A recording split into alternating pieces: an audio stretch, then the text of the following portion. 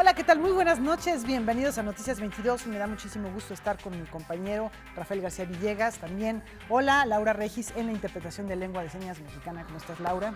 Mi querida Laura Barrera, amigos del auditorio, como siempre un placer darle la bienvenida a este espacio donde echaremos un vistazo al acontecer cultural y hoy un programa con mucho cine, Laura. Hay mucho cine, les vamos a platicar de la Berlinal, este festival realmente que atrae las miradas de todo el público. Vamos a platicar de qué está ocurriendo rumbo a la entrega de los premios Oscar y una novedad de la Academia Mexicana de Ciencias y Artes Cinematográficas que además detona nuestra pregunta de hoy.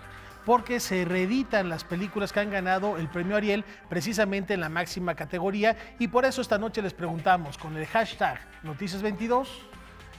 ¿Qué películas ganadoras del premio Ariel recuerdas? Esas cintas que forman parte de la historia de nuestra cinematografía. Seguramente recuerdas algunas de ellas. Dinos, ¿cuál de ellas podrías comentar, ya sea que la hayas visto o que sepas de su existencia? Y vale la pena evocar la historia. Emilio Lindo Fernández, el maestro Galindo, Felipe Casals. Ustedes díganos, hay una larga historia desde los años 40 hasta la fecha a propósito de esta colección que nos comparte la Academia Mexicana de Artes y Ciencias Cinematográficas. Pero además, Laura, vamos a recorrer las rutas del pecado en la Ciudad de México. Efectivamente, les vamos a presentar un libro histórico que nos habla del México rojo, de la vida nocturna en nuestro país. Esto y mucho más en Noticias 22. Comenzamos.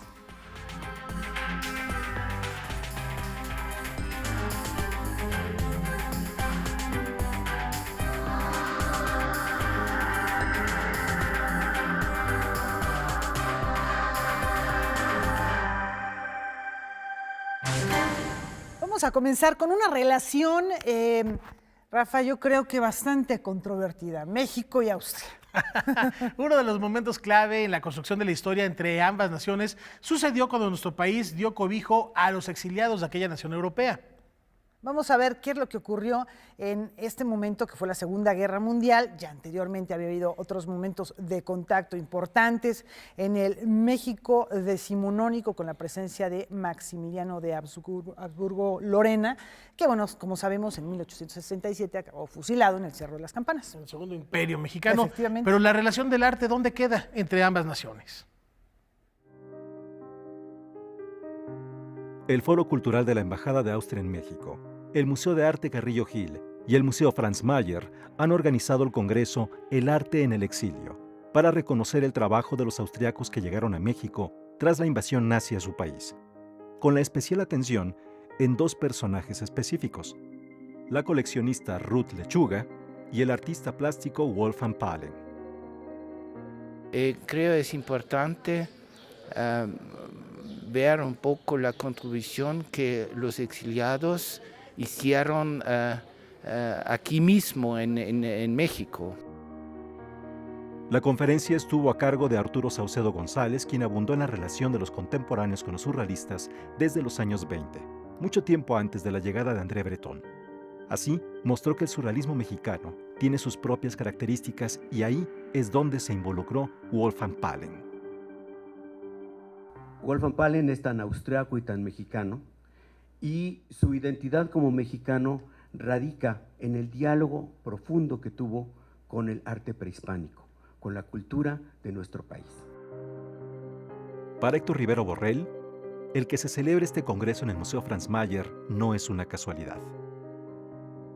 No es extraño, dado que el Museo Franz Mayer, desde hace muchos años, recibió en herencia uno de los acervos más importantes de arte popular, reunido por la doctora Ruth Deutsch de Lechuga, dado que está integrado por cerca de 11,000 objetos de arte popular mexicano, de todas las regiones del país y de todos los materiales y formas de expresión. Entonces es muy importante.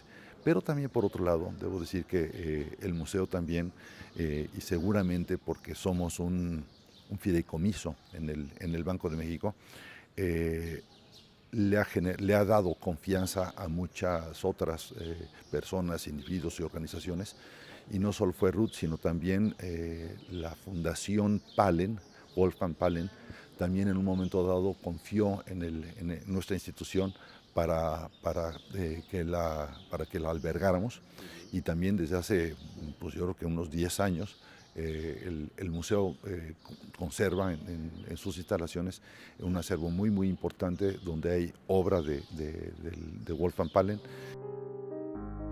Durante el Congreso, Vania Rojas Solís, directora del Museo de Arte Carrillo Gil, anunció que en junio este museo tendrá una importante exposición con obra de Wolfgang Palen. Noticias 22, Huemansi Rodríguez.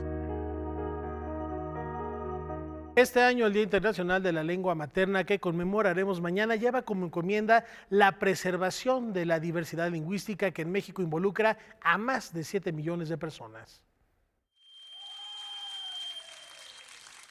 En junio de 2007, la Asamblea General de las Naciones Unidas acoge la decisión de la UNESCO de proclamar el 21 de febrero Día Internacional de la Lengua Materna, con la finalidad de promover la preservación y protección de todos los idiomas que emplean los pueblos del mundo. Yo creo que una de las cosas importantes del 21 de febrero, que es el Día Internacional de la Lengua Materna, es que las lenguas indígenas se la hayan apropiado como un festejo para las lenguas originarias mexicanas, porque en realidad la lengua materna, pues todo el mundo habla una lengua materna, ¿no? Yo creo que lo importante en México es cómo ha adquirido ese cariz en el cual las lenguas originarias mexicanas se adueñan de la efeméride y hacen de esta una posibilidad de reflexión en torno a lo que está pasando con las lenguas indígenas mexicanas. La UNESCO centrará el Día Internacional de la Lengua Materna 2018 en el tema Preservar la diversidad lingüística y promover el plurilingüismo. Una cosa que hicimos contra un artículo, el artículo 230 de la Ley de Telecomunicaciones impulsada por la administración actual, que inhibía el uso de las lenguas indígenas en contextos, digamos, citadinos. No se oponía a que estas lenguas se hablaran en el contexto geográfico que imaginariamente se piensa que estamos los pueblos originarios, ¿no? Fue una lucha que impugnamos, que ganamos, fuimos a la Suprema Corte de Justicia de la Nación, porque inhibía el uso de las lenguas originarias en los medios de comunicación masivos. Pero en esta reflexión yo caí en una cosa importante, creo, que en realidad no solo me negaban a mí el derecho de hablar mi lengua en los medios de comunicación, sino a la gente de escucharla. En el marco del Día Internacional de la Lengua Materna, Mardonio Carballo y su programa La Raíz Doble, producción de Canal 22, hizo un viaje hasta la tierra del Enequén, en el corazón de Yucatán, para rescatar su lengua a través de la poesía y la pasión de Isaac Carrillo.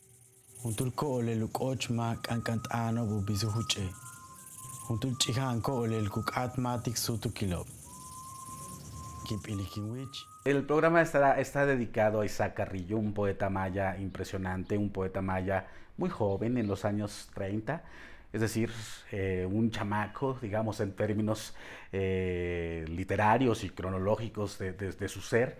Él, muy joven, murió el año pasado. Fue una pena grande para todos los que lo conocíamos, para todos los que hablamos lenguas indígenas y hacemos literatura en estas lenguas. Para nosotros fue un dolor muy grande porque fue muy inesperado. Fue una muerte de un joven talento que me parece todavía tenía cosas muy grandes que mostrarnos.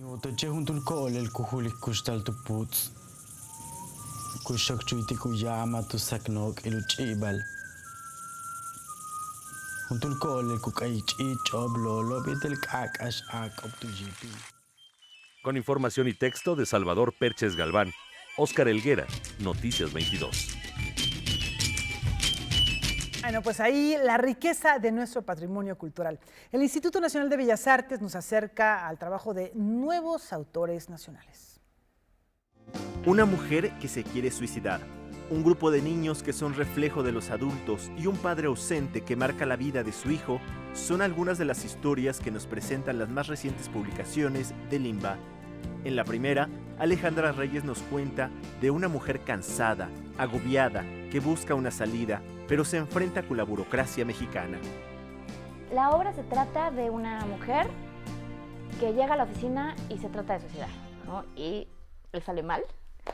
Y sus compañeros de trabajo le empiezan a ayudar. Entonces entran en una dinámica de, en este mundo de todo está bien, todo tiene un formato, una hoja, un expediente que tienes que llenar. Entonces se mete en un sistema burocrático por el acto del suicidio, ¿no? Que termina volviendo una farsa, y un poco lo que yo buscaba era la crítica del sistema burocrático. Para un público adolescente, Mariana Jarta Sánchez creó La revuelta de los niños problema. En este texto, la dramaturga aborda cuestiones como los estereotipos raciales, los prejuicios sociales y la falta de comunicación.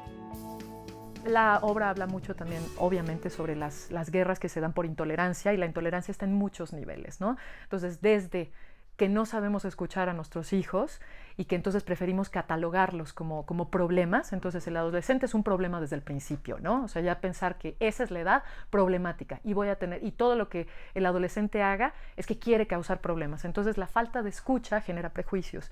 Entonces están en todos los niveles estos prejuicios.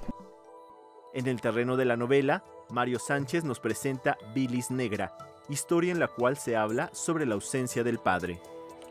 Bilis Negra trata de un adolescente, ¿no? Que vive con un padre enfermo, y entonces es un adolescente tardío en realidad, pero vive con este padre enfermo y tiene que estar como haciéndose cargo de la enfermedad de su padre, mientras también intenta hacerse cargo de su propia vida, que está un tanto descontrolada, y a su vez también está tratando como de hacerse de una vida, ¿no?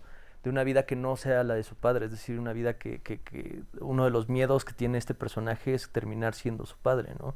Terminar con esta enfermedad. Entonces la idea era un poco jugar como con la presencia del ausente. Noticias 22, Alberto Aranda. Vamos a ir a una pausa, Rafa. Pero antes les recordamos que mañana arrancamos con el serial que preparó la agencia N22 a propósito del 40 aniversario de la Coyuxautli. Mañana exactamente será este aniversario, y esta es una invitación a seguirnos a partir de mañana con lo que ellos están cocinando. Los presentamos y volvemos en un instante. En efecto, ya se van a cumplir prácticamente en unos días u horas los 40 años del hallazgo de la monumental escultura de Coyolxauhqui. Recordemos que esto ocurrió fue un hallazgo fortuito que se debió gracias a obreros de la Compañía de Luz y Fuerza del Centro.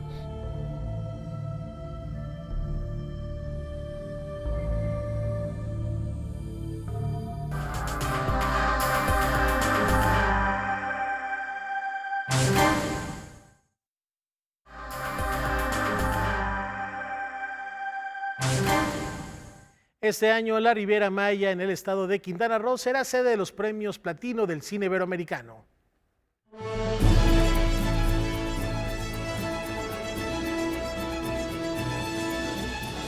El próximo 29 de abril, las paradisíacas playas de la Riviera Maya acogerán la quinta edición de los premios Platino, que reconocen lo mejor del cine iberoamericano. Esta es la primera vez que nuestro país se convierte en anfitrión de la ceremonia. Antes se celebró en Panamá, luego en Marbella, España, después en Punta del Este, Uruguay, y finalmente en Madrid, España. En total se inscribieron 850 películas y series provenientes de 23 países. Luego de un arduo proceso, ya se tiene la lista de largometrajes preseleccionados. Como era de esperarse, la presencia mexicana es fuerte. 18 cintas con talento nacional aspiran a quedar en las quintetas finales. De la lista destacan 4 películas. La primera es la coproducción Sama, dirigida por Lucrecia Martel y protagonizada por Daniel Jiménez Cacho. En total tiene 9 candidaturas. Luego le siguen 3 películas 100% mexicanas. Camino a Marte, de Humberto Hinojosa, con 6 nominaciones. Las hijas de Abril, de Michelle Franco, con 5 candidaturas. Y Vuelven, de Isa López, con 7. Deseo que mi mamá regrese. Este año se disputan 17 categorías, 2 más que en 2017, pues incluyeron los premios a Mejor Actor y Mejor Actriz de Serie. Club de Cuervos, Ingobernable, Ron Coyote Ron y Dogma son las 4 series que nos representan. El próximo 13 de marzo, en el marco del Festival Internacional de Cine en Guadalajara, se darán a conocer las quintetas finales, y el 29 de abril se realizará la ceremonia de premiación en Xcaret, una gala en la que se espera la presencia de más de 500 invitados entre productores, actores y directores. Los premios Platino buscan convertirse en el Oscar de Iberoamérica y hasta ahora van por buen camino. Noticias 22, Julio López. Bueno, lo que les platicamos al inicio del programa, la Academia Mexicana de Artes y Ciencias Cinematográficas reúne una colección de cintas emblemáticas que fueron ganadoras del premio Ariel y que forman parte pues ya de la historia de nuestra cinematografía. En un esfuerzo monumental, la Academia de Artes y Ciencias Cinematográficas, en colaboración con Alphaville Cinema, lanzan el volumen 2 de Ganadoras del Ariel. Ahorita estamos en la segunda colección, que son otros 10 títulos, de los cuales han salido al mercado 7 y están por salir los 3 restantes ahora, marzo, abril y mayo. Saldrán los últimos 3. El cine mexicano, filmado hace varias décadas, era casi imposible de conseguir en DVD, salvo en el mercado pirata. Por eso, este proyecto cobra aún más relevancia, pues muchos de los títulos lanzados son verdaderas joyas que ahora están completamente restauradas, como El lugar sin límites, de Arturo Ripstein.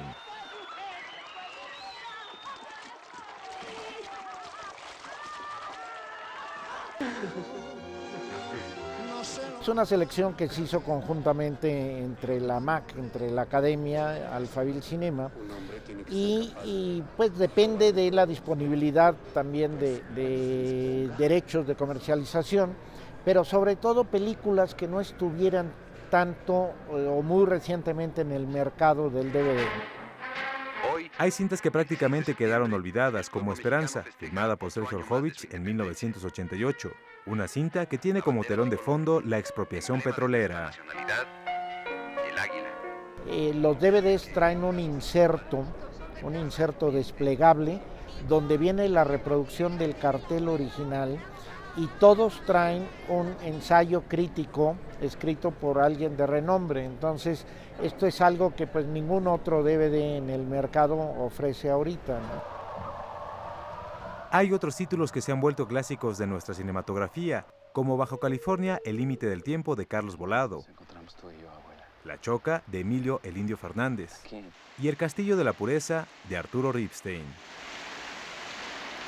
Noticias 22, Julio López. Bueno, pues ahí algunas de las películas, nuestro cine tiene desde luego muchas posibilidades, muchas etapas, y seguramente ustedes recuerdan algunas de ellas. Vamos Enamorada a ver, del Indio Fernández, por ejemplo, La barraca de Gabaldón. Oye, pero espérate, que tenemos la pregunta. Ay, perdón, es cierto que nos contesta el No, auditorio. que nos conteste el son auditorio. tips. Hashtag Noticias 22. ¿Qué película recuerdan que haya ganado el Ariel? Y ya tenemos aquí una respuesta. Ahí está Paco Mares, que nos dice: recuerdo El infierno, El laberinto del fauno, Amores perros, Como agua para chocolate, El lugar sin límites y El castillo de la pureza. Ahí está una muy buena selección, además de una etapa muy particular. Muy singular. Y a propósito del laberinto, también Guillermo del Toro se lo ganó a mejor película con Cronos. Entonces ahí está otro tip. Las ganadoras del Ariel. Ya seguimos hablando de cine, Laura. Amigos, comenzamos a calentar motores rumbo a la entrega 90 de los premios Oscar, y hoy en esta primera entrega les presentamos a los nominados a Mejor Película Extranjera.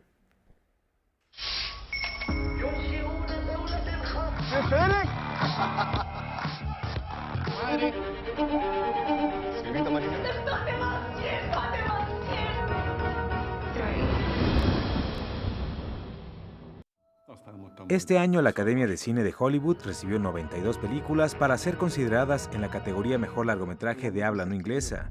Luego de un largo proceso, quedaron preseleccionadas 9 cintas para finalmente armar la quinteta. De la lista destaca la película chilena Una mujer fantástica, del director Sebastián Lelio. Recientemente obtuvo el Goya a la mejor película iberoamericana. Triunfó en los premios Fénix y Sería un sueño que ganara el Oscar. El filme aborda la historia de una mujer transgénero, quien a la muerte de su pareja se verá obligada a enfrentar los prejuicios de una sociedad conservadora. Una mujer fantástica irradia jovialidad y alegría, a pesar de lo que vive el personaje. Es una bocanada de aire fresco. La gran favorita es la película sueca The Square, ganadora de la Palma de Oro en la pasada edición del Festival de Cannes, un filme elegante y sobrio que retrata el frívolo mundo del arte contemporáneo desde una perspectiva sarcástica.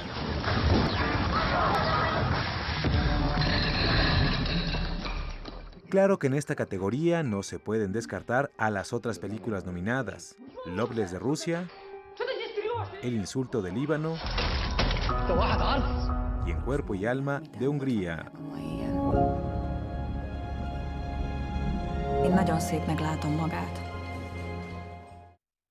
Seguimos en el séptimo arte. Hasta el 25 de febrero se lleva a cabo la cuarta muestra de cine dedicada a Quebec. Aquí les presentamos una probadita de lo que podemos disfrutar, como por ejemplo una película de zombies muy poco convencional.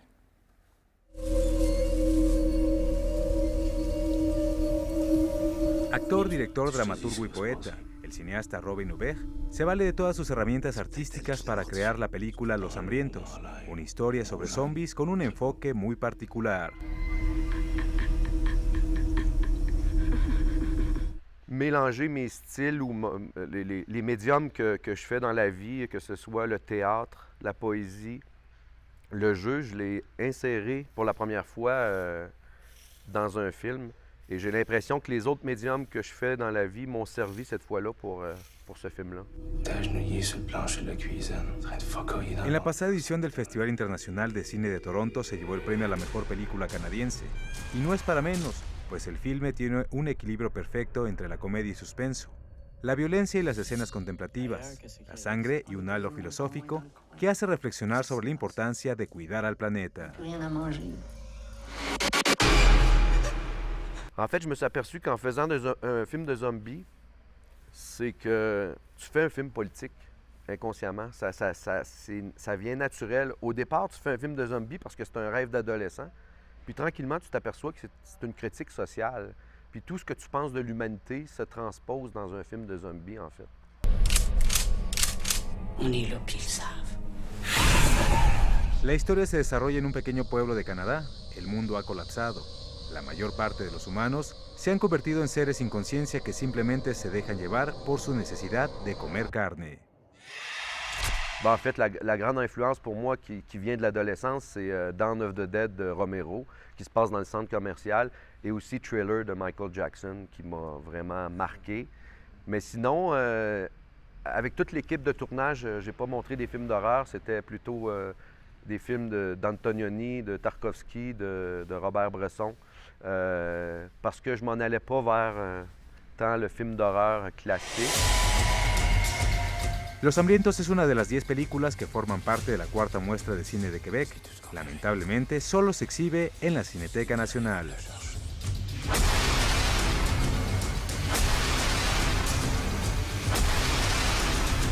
Noticias 22, Julio López.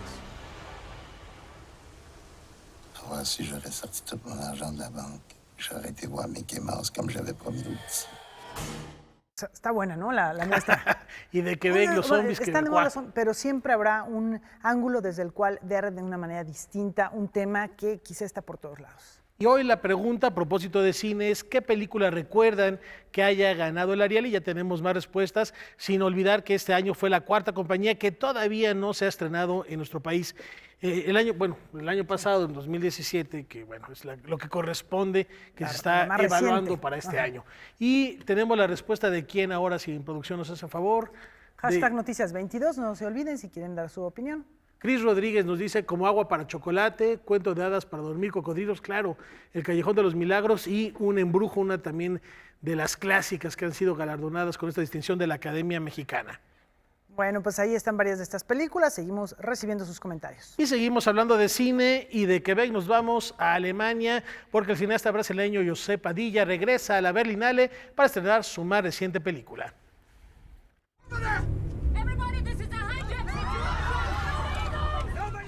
Fue un secuestro en 1976 que conmocionó al mundo. Ahora llena de nuevo titulares, pero esta vez en relación con el cine. La última película de José Padilla tiene su estreno mundial en la Berlinale, un festival de cine con un lugar especial en el corazón del director. Me encanta este festival. Siempre me alegra volver aquí. Es comprensible. En 2008, el director brasileño ganó el primer premio del festival, el Oso de Oro, por su película Tropa de Élite. Fue su primer largometraje y un gran éxito. Pero ese fue solo el comienzo de su carrera. La secuela de Tropa de Élite 2, fue un éxito mundial de taquillas. Dirigió la nueva versión de la taquillera RoboCop y trabajó como productor ejecutivo en la exitosa serie de Netflix Narcos. Ahora presenta su último trabajo inspirado y basado en hechos reales.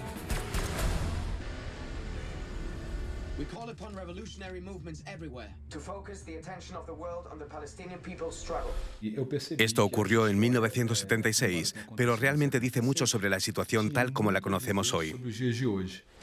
2 palestinos y 2 alemanes secuestraron a 248 pasajeros en pleno vuelo. Los rehenes, en su mayoría israelíes, fueron llevados al aeropuerto de Entebbe, en Uganda. Allí exigieron la liberación inmediata de 40 prisioneros palestinos detenidos por Israel. Padilla quiere ahondar en lo humano de cada personaje, mostrar los problemas, mostrar los puntos débiles del gobierno de Israel y de los terroristas. Fue fantástico trabajar con él. Con su nueva película, Padilla invade un territorio complejo y sensible, ideal para un festival tan político como el de la Berlinale. Bueno, pues de que hay propuestas, ¿no? Las hay. Las hay, y muchas gracias, por supuesto, a la Deutsche Welle por esta colaboración que nos llega desde Alemania a propósito del transcurrir de esta Berlinale 2018. Y nos vamos a la pausa con más cine, Laura. Con más nominados a los premios Oscar. En este caso, coactuación femenina. Call out a clean skate, for Christ's sake. Do not swear in front of the kids. I didn't swear, you. Her arrival has cast a very long shadow. She's barely looked dirty.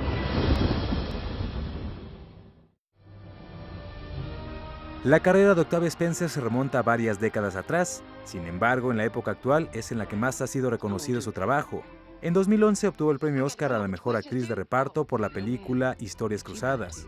Pasaron 5 años hasta que los miembros de la Academia la volvieron a considerar.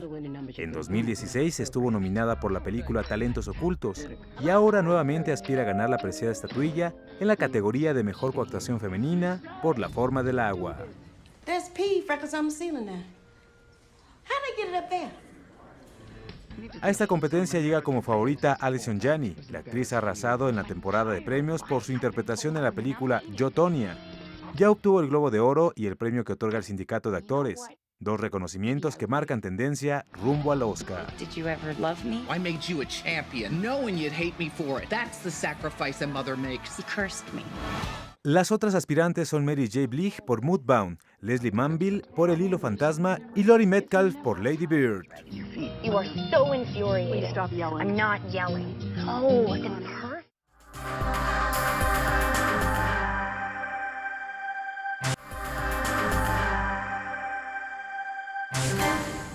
La Universidad del Claustro de Sor Juana y el grupo editorial Penguin Random House unen esfuerzos para incentivar la creación literaria. Vamos a ver de qué se trata esto.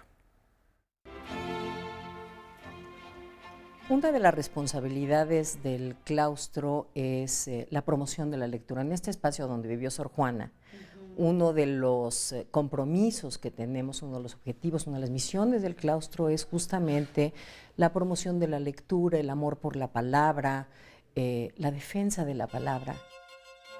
En congruencia con estos objetivos, el día de hoy la Universidad del Claustro de Sor Juana y el grupo editorial Penguin Random House firmaron un convenio que incluye la convocatoria al Premio de Novela Histórica, pero que no se limita a ello. Este convenio que estamos firmando con Random nos va a permitir también realizar una serie de actividades académicas y extracurriculares para la formación vamos a hacer un diplomado de escritura creativa, vamos a hacer cursos, vamos a hacer presentaciones de libros, vamos a hacer prácticas profesionales.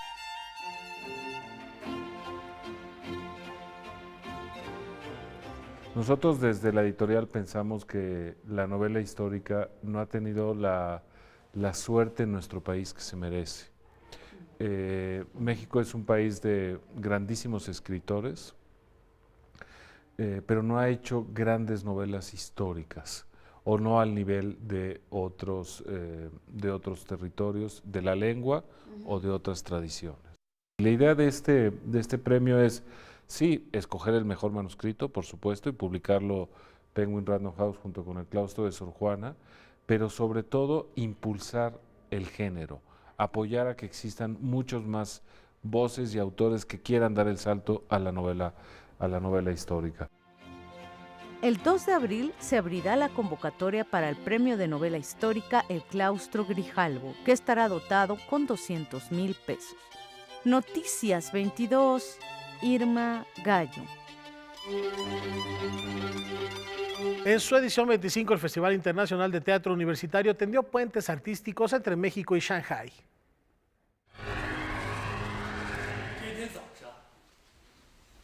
En la recta final del Festival Internacional de Teatro Universitario, en su 25ª edición, se presentó Vengo a decir adiós. Es producto de un intercambio que hace la UNAM, el Festival Internacional de Teatro Universitario, y esta vez tocó a Shanghái hospedar a México, hacer un intercambio. Entonces el director de la obra, Miguel Santarrita, se fue unas semanas a Shanghái a trabajar con actores, elegir el elenco, y me convocó para escribir el texto. Entonces, mientras él estaba en Shanghái haciendo la audición, yo estaba en México escribiendo las primeras escenas, los primeros bocetos de la obra, las primeras ideas.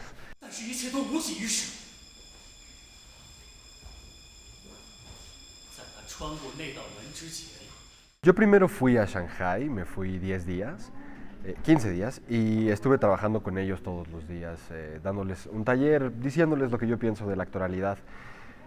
Juan me enviaba escenas en español, yo las traducía al inglés, se las pasaba a ellos al chino y las trabajábamos en ese momento. Yo los grababa en video, se las enviaba a Juan por la noche, Juan las veía y escribía más escenas. Y esa fue la dinámica.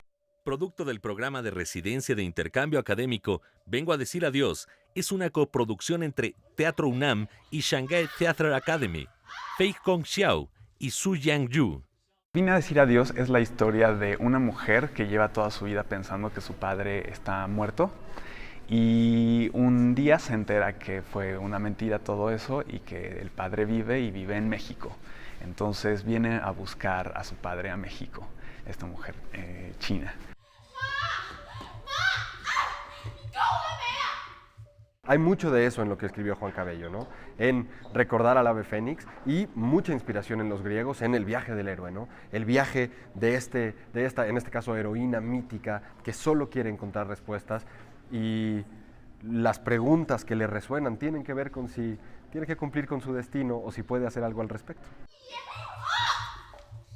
Con la presencia de China, Argentina, Canadá, Alemania, Colombia, Grecia y Estados Unidos, y una gran cantidad de actividades que incluyó puesta en escena, montajes internacionales, lecturas dramatizadas, seminarios, conferencias y talleres, finalizó el 25º Festival Internacional de Teatro Universitario. Con información y texto de Salvador Perches Galván, Óscar Helguera, Noticias 22. Bueno, y este Festival de Teatro Universitario contó con la participación de 66 grupos capitalinos, 20 de nuestro país, de la República Mexicana, y 19 internacionales. Y por cierto, esto está interesante, yo creo que les va a llamar la atención entre estos grupos, la Escuela Superior de Teatro de Quebec. Hace poquito, hace unos minutos, vimos cine de Quebec. Vamos a ver cómo se hace teatro en Quebec. En el marco del Festival de Teatro Universitario de la UNAM, anoche pudimos conversar con Camila Forteza, directora de la obra Les Sons, una producción de la Escuela Superior de Teatro de la Universidad de Quebec, que representa a Canadá en esta edición 25 del encuentro escénico. La joven directora nos dio un panorama del quehacer teatral quebequense y el lugar que ocupan las universidades en la generación de nuevos talentos. Nosotros tenemos solamente una universidad que habla francés, que hace teatro en Montreal, en la provincia de Quebec. Hay otras escuelas que hacen teatro, pero no son de universidades. Entonces, de llegar aquí en un lugar donde podemos encontrar personas que aprenden teatro en universidades también es como, no sé cómo decirlo, pero no, es una sorpresa, porque en nuestra casa somos solos. Las nuevas gente que salen de las universidades, los nuevos actores, conocen las personas que están profesional y los profesionales se inspiran mucho de nosotros y es como un grande intercambio. Las Sangres, basada en la novela homónima de Audrey Wilhelmy, que a su vez remite a la historia de Barba Azul, quien dio muerte a sus propias cónyuges, nos presenta a 6 mujeres que eligieron poner sus vidas en las manos de un hombre.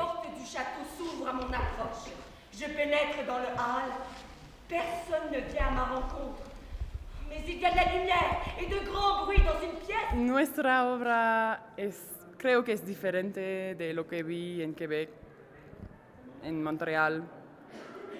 Lo que hace que podemos decir es de Montreal es que a un momento utilizamos nuestra lengua muy fuerte, que es muy diferente de todas las idiomas francesas. Nuestro acento es muy fuerte y en la segunda parte de nuestra obra la utilizamos mucho y podemos ver la cultura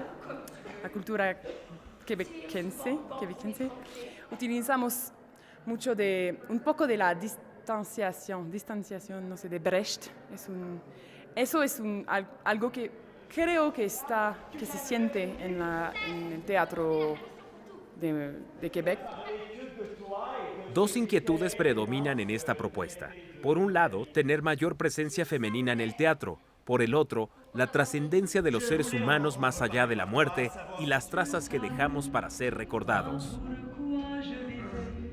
Para Noticias 22, César H. Meléndez.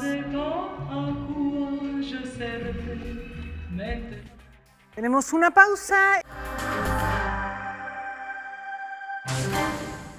Bueno, nuestra compañera Irma Gallo conversa esta noche con la historiadora Gabriela Pulido y ya van a ver de qué tema. No, bueno, un tema fascinante, que arroje la primera piedra. El que no haya recorrido alguna vez alguna zona cercana al mapa rojo del pecado. Irma, vamos contigo. Adelante. Así es, Rafa, Laura, pues estoy muy contenta de tener aquí a Gabriela Pulido Llano y hablar de este tema que tiene muchísimas aristas. Bueno, la vida nocturna es muy atractiva para muchos de nosotros, pero al mismo tiempo también tiene algo de miedo, nos da un poco de miedo.